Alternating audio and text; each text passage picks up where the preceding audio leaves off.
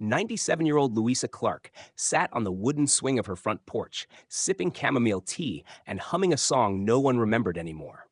Her white hair was tied up in a neat bun, and her hands, weathered and lined, rested gently on her lap. Her neighbors often asked how she had lived so long, still lucid, still kind, still glowing with the same spark they remembered from decades ago. She would smile and offer the same answer each time. It's not about the treadmill, it's about what's inside. They always laughed politely, assuming it was a metaphor, a sweet old lady saying. But Louisa meant every word. She'd never owned a gym membership, never counted calories. She still enjoyed pie and biscuits. While others preached the gospel of HIIT workouts and fitness trackers, she kept to her walks in the garden, daily journaling, and the occasional swing on her porch. Her secret? Connection, meaning, joy, a life built on something deeper than sweat. As she approached her 100th birthday, her granddaughter Ellie decided to sit down and really ask her, how she had done it. Was it the walking? Ellie asked, flipping open her notebook. Louisa chuckled. I suppose the walking didn't hurt. But no, sweetheart. I've seen runners die young and drinkers live long. It's not about movement. It's about purpose. She pointed to her chest. Right here. That's where the years grow. Ellie leaned forward. So what made your years grow? Louisa smiled gently and looked out across the yard, her mind wandering across nearly a century of memory. 1. She always had someone to love and something to give. Louisa had married at 22 and lost her husband at 45. It had nearly broken her, but instead of retreating into bitterness, she threw herself into teaching, mentoring kids who needed a steady hand and an open heart.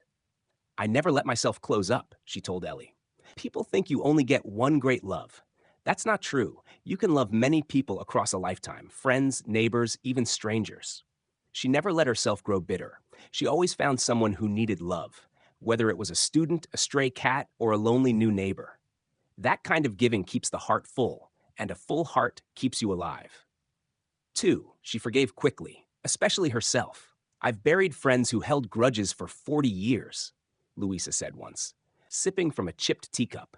They'd fight over money or a wedding toast or something no one could even remember anymore. And you know what they got for it? Wrinkles and ulcers. Louisa learned early that bitterness was a heavy load. She forgave easily, not because others always deserved it, but because she refused to carry other people's pain. Most importantly, she forgave herself. I made mistakes, she told Ellie. Big ones. I hurt people I loved. But I apologized, made amends, and then I moved on. I didn't punish myself for decades. That's no way to live. Self-kindness, she insisted, was just as important as kindness to others. 3. She found meaning in the mundane. Louisa never chased after fame or fortune. She didn't need to travel the world to feel wonder.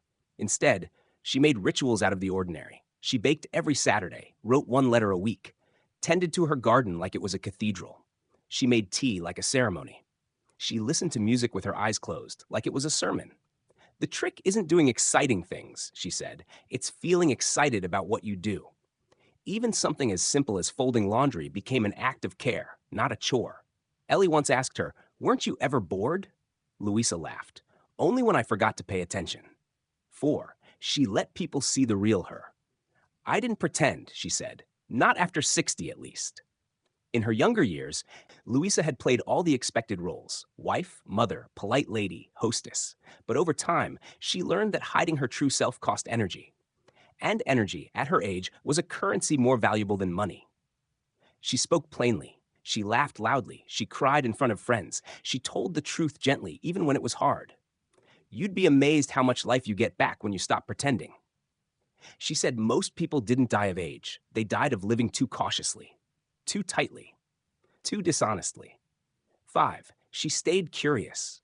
Every week, Louisa read something new: a novel, a newspaper, a poem. She asked questions in every conversation. She watched documentaries and old sitcoms with equal joy. Curiosity is what keeps the soul moving, she said.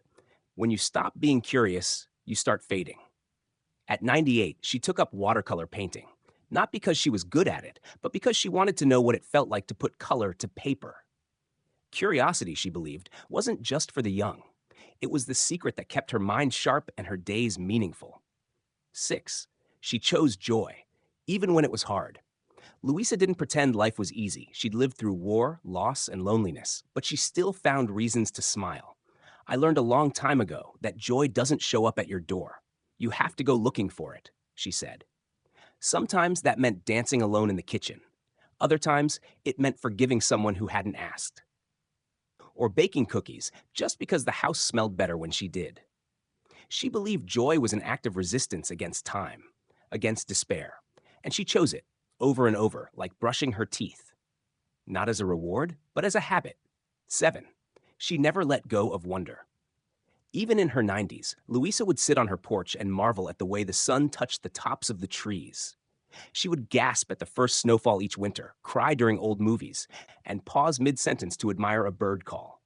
The minute you stop being amazed, she told Ellie, is the minute your body starts to pack up. Wonder, she believed, was what kept the heart from growing old, even when the knees did. On her 100th birthday, surrounded by flowers, music, and a dozen grandchildren, Louisa stood up and raised her tea glass. I didn't get here by counting my steps, she said, smiling. I got here by living fully, messily, kindly, and with wonder.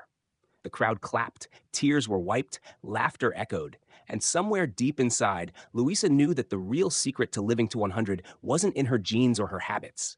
It was in her heart, and the way she used it.